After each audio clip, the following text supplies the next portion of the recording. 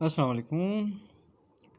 تمام مسالک کے علماء کرام سے درخواست ہے کہ وہ توجہ فرمائیں۔ بہاولپور حادثہ اور پاکستانی علماء کرام، قوانین اور سزاؤں کے بغیر مستقبل کا پاکستان کیسا ہوگا؟ کیا بہاولپور یونیورسٹی کے ساتھ سانحے پر علماء کرام کو خاموش رہنا چاہیے؟ کیا یہ ہماری بیٹیاں نہیں ہیں؟ کیا علماء معاشرے کو تباہی کی طرف جانے دیں گے؟ کیا یہ تمام فرقوں کے علماء کی ذمہ داری نہیں؟ اللہ کے احکامات ٹوٹ رہے ہیں، کون سی برائی باقی رہ گئی ہے؟ یہ آگ آپ کے گھروں تک بھی پہنچے گی۔ علماء کرام کو ہر شعبہ زندگی میں آگے آنا چاہیے۔ مدرسوں اور مسجدوں میں بیٹھ کر وہ مسلمانوں کے حالات تبدیل نہیں کر سکتے۔ انہیں الیکشن میں حصہ لینا چاہیے، اسمبلیوں میں آنا چاہیے، سینٹ میں آنا چاہیے۔ علماء کرام جو نئے بن رہے ہیں ان کو ہر شعبے کی تعلیم مدرسے ہی میں دینی چاہیے۔ فزکس، کیمسٹری، میتھ یہ بھی ساتھ میں پڑھائیں۔ جو میٹرک کر لیں ان کو ایف ایس سی لیول کی تعلیم دیں، اور ان کو اس کے بعد پھر انجینئرنگ کالجز، میڈیکل کالجز یا قانون کی تعلیم دیں۔ جتنے بھی شعبے ہیں، فوج کے لیے ان کو تیار کریں اور ان کو معیشت کے لیے تیار کریں، معاشرے کو سدھارنے کے لیے تیار کریں۔ یعنی کہ کوئی بھی ایک شعبہ نہیں رہنا چاہیے جس میں کہ علماء کرام نہ ہوں، تب جا کے ہمارا معاشرہ ٹھیک ہوگا۔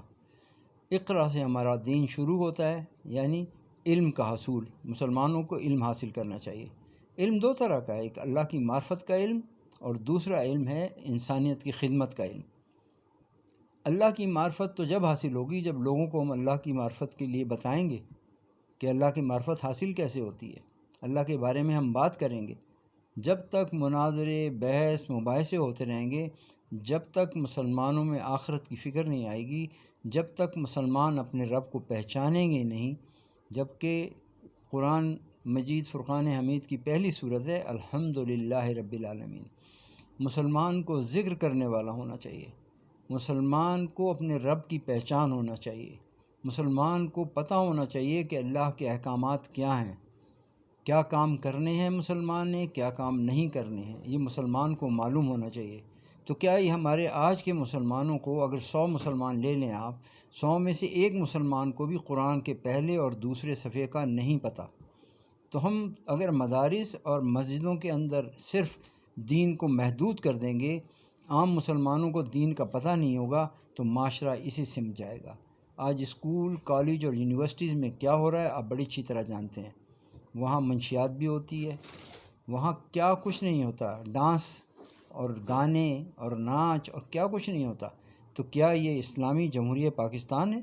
کیا اس اسلامی جمہوریت پاکستان کو ایسے ہی رہنا چاہیے، یا ہم نے مل کر اس کی فکر کرنی ہے کہ ہماری نسلیں، ہماری بہنیں، ہماری مائیں، ہماری بیٹیاں جو ہیں وہ اس رخ پر نہ جائیں، ہمارے جو بیٹے ہیں وہ بھی اس رخ پر نہ جائیں، بلکہ ہمیں تو ایک اسلامی طرز کی حکومت چاہیے، اسلامی طرز کی معیشت چاہیے، اسلامی طرز کا سب کچھ ہمیں جناب رسول اللہ صلی اللہ علیہ وسلم کے بتائے ہوئے طریقے پر چلنا ہے، قرآن اور حدیث کو سامنے رکھنا ہے، کیونکہ دین کو اللہ نے مکمل کر دیا، دین مکمل ہو گیا، اس مکمل دین پہ عمل کرنا ہے، وہی ہمیں قبر، حشر اور پلسرات پہ کام آئے گا۔ اب سارا ہماری جو فوکس ہے، ہم جو دیکھ رہے ہیں، ہم دنیا کی طرف، آخرت کی فکر نہیں کر رہے۔ علماء کرام نہیں ہوں گے تو بالکل اندھیرا ہو جائے گا، مگر علماء کرام اگر ہیں اور لوگوں کو دین نہیں سکھا رہے اور لوگوں کو ہر شعبہ زندگی میں نہیں پہنچ رہے، اگر وہ تاجر نہیں ہیں تو تجارت ٹھیک نہیں ہوگی، اگر وہ دفتروں میں نہیں ہیں دفتر کے معاملات ٹھیک نہیں ہوں گے، اگر وہ فوج میں نہیں ہیں فوج کے معاملات ٹھیک نہیں ہوں گے، اگر وہ عدالتوں میں نہیں ہیں عدالتوں کے معاملات ٹھیک نہیں ہوں گے، اگر وہ انجینئرنگ میں نہیں ہیں انجینئرنگ کے معاملات ٹھیک نہیں ہوں گے، اگر وہ زراعت میں نہیں ہیں زراعت کے معاملات ٹھیک نہیں ہوں گے، اگر وہ اسمبلیوں میں نہیں ہیں تو اسمبلی میں اسلامی قوانین نہیں بنیں گے بلکہ توڑے جائیں گے، اگر وہ سینٹ میں نہیں ہیں سینٹ کے حالات ٹھیک نہیں ہوں گے۔ آپ نے سب کچھ دوسروں کے ہاتھ میں دے دیا، دوسروں کے اوپر چھوڑ دیا، تو آج ہم بیرونی ملکوں کے مرضی سے ہماری زندگی گزر رہی ہے۔ علماء کرام کو ہر شعبہ زندگی میں آنا ہوگا، ہر شعبہ زندگی میں کام کرنا ہوگا، اور آنے والی ہماری جو نسل جو 30 لاکھ بچے پڑھتے ہیں مدارس میں، ان کو ہر شعبہ زندگی کے لیے تیار کرنا ہوگا، تاکہ ہر شعبہ زندگی میں تبدیلی آ جائے، ایمانداری آ جائے، سچ آ جائے، اخلاق آ جائے، اخلاص آ جائے۔ تو اس تمام علماء کرام سے میری مؤدبانہ گزارش ہے کہ اب مدرسوں سے نکل کر وہ تعلیم بھی دی جائے جو انسانیت کی خدمت کی ہے۔ ہمارے ہاں میڈیکل کا اکوپمنٹ کیوں نہیں بنتا؟ ہمارے ہاں دوائیوں باہر کی کمپنی کیوں آ کے کام کرتی ہیں؟ ہماری جو کمپنیز یہاں پہ کیوں نہیں ہم بنا سکتے کہ ہم یہاں پہ دوائیاں بنائیں اور ساری دنیا میں دیں؟ یہاں پہ ہم جو ہیں مشینری بنائیں اور ساری دنیا میں سپلائی کریں، یہاں ہم گاڑیاں بنائیں اور ساری دنیا میں سپلائی کریں۔ ہم کیوں نہیں کر سکتے؟ اس لیے نہیں کر سکتے کہ جب تک سچ نہیں آئے گا، جب تک تبدیلی نہیں آئے گی۔ اللہ پاک نے ہدایت دینی ہی نہیں اس شخص کو، ان اللہ لا یہدی من هو کاذب کفار۔ جو آدمی جھوٹا ہوگا اللہ اس کو ہدایت نہیں دیں گے۔ آج معاشرے میں جھوٹ عام ہے۔ علماء کرام جب تک فکر نہیں کریں گے، لوگوں کے دلوں کو نہیں بدلیں گے، اللہ کی طرف نہیں بلائیں گے۔ اس وقت دو طرح کے لوگ ہیں، دو طرح کے علماء ہیں۔ ایک وہ علماء ہیں جو اللہ کی طرف بلاتے ہیں، ایک انسانوں کی طرف بلاتے ہیں۔ زیادہ تر تعداد جو ہے، چونکہ وہ دنیاوی ضروریات کو سمجھتے ہیں کہ انسان پوری کریں گے، وہ انسانوں کی طرف جاتے ہیں، اور بلانے والے انسانوں کی طرف بلاتے ہیں۔ تو ملتا وہاں سے کچھ نہیں ہے، دیتے تو اللہ ہی ہیں، اللہ کے علاوہ کوئی نہیں دیتا۔ اب ہوا کوئی دے سکتا ہے؟ پانی کوئی دے سکتا ہے؟ اور کوئی زندگی کوئی دے سکتا ہے؟ موت کوئی دے سکتا ہے؟ اور رزق کوئی دے سکتا ہے؟